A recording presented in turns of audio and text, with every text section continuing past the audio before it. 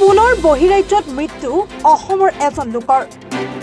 নগাঁও জিলা হৈবৰগাঁও আৰক্ষী চকীৰ অন্তৰ্গত চিলঙনি গাঁৱৰ আব্দুল সত্তাৰ নামৰ লোকজন কিছুদিন পূৰ্বে কৰ্ণাটকত কাম কৰিবলৈ গৈছিল। 55 বছৰীয়া লোকজন কৰ্ণাটকৰ এটা ব্যক্তিগত কল বাগানত কৰ্মৰত আছিল। জানিব পৰা মতে বিদ্যুৎ পৰিবাহী তাঁৰত লাগি মৃত্যু আব্দুল সত্তাৰৰ। 3 দিন পূৰ্বে মৃত্যু হোৱা আব্দুল সত্তাৰৰ মৃতদেহ আজি নগাঁও চিলঙনিস্থিত বাসগৃহলৈ লৈ অনাৰ লগে লগে শোকাকুল পৰিৱেশে বিৰাজ কৰে অঞ্চলটোত।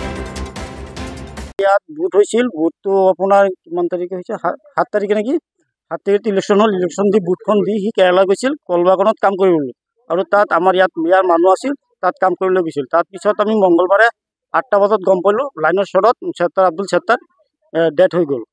পিছত তাক কেৰালা মালিকৰ লগত মই কথা পাতিছোঁ। কেৰালা মালিকে কৈছে যে বডিটো আমাৰ অসমত পঠাই দিব, পিছত আমাক কিবা এটা ক্ষতিপূৰণ দিব, আমি ইয়াৰ পৰা তাত কেৰালা কৰ্ণাটক যাবলৈ। ঠিক আছে। আৰু সত্তাৰৰ ল'ৰা নাই, ছোৱালী 5টা, দুখীয়া মানুহ। আমি ৰাইজৰ আগত কৈছোঁ বা চৰকাৰক মই অনুৰোধ কৰি কৈ আছোঁ কিবা এটা সত্তাৰক যেন সহায় কৰে। ইয়াৰ পৰা কৰ্ণাটক গৈছিলে কাম কৰিবলৈ।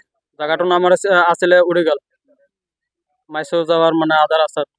ইয়াতে কাম কৰিছিলে। কাম কৰোঁতে এই বাগানত কাম কৰি আছিলে। তাৰপিছত ৰমজানৰ মাইকটো ইয়াতে কাম কৰি আছিলে, হাতটো এই কাৰেণ্টৰ ৱায়াৰত লাগি গ'ল। হেৰি ৰমজানৰ মাইকটো সৰু ছোৱালীটো আছিলে, সেই মানে আৰু কি ৰৈ আছিলে, কান্দি আছিলে। কান্দাৰ পিছত সেই মাক মানে জৰি ধৰিছে। তাৰপিছত সেই মাক কি কৰিছে, ধাক্কা মাৰি মানে সেই হেৰি কৰি দিছে, পেলাই দিলে। ছোৱালীটো বাচ্চাটো মানে যাই কিনে তাঁৰত পৰি গ'ল। তাঁৰত পৰাৰ পিছত বাচ্চাটো ডেথ হৈ গ'ল। তাৰপিছত আব্দুল সত্তাৰ গৈছিলে মানে আৰু কি বচাবৰ কাৰণে, সেই বাচ্চাটোৰ মাটো বচাবৰ কাৰণে মানে আৰু কি বাচ্চাটো ধাক্কা মাৰিছে। ধাক্কা মাৰাৰ পিছততো সেই মাটো আৰু নাজানে যে সেই বাচ্চাটো এনেকুৱা হ'ব। তাৰপিছত আব্দুল সত্তাৰ গৈছে বচাবৰ কাৰণে, যাই কিনে সেই কাৰেণ্টৰ ৱায়াৰটো মানে ছিঙিব লৈছিলে। এই কাৰেণ্টৰ ৱায়াৰত ধৰিছে, এই ধৰাতে মানে আৰু কি ডেথ হৈ গ'ল।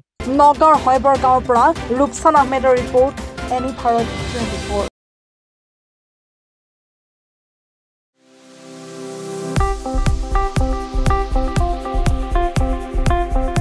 আপোনাৰ ঘৰখন আৰু অফিচ চালে চকুৰোৱাকৈ সজাওক।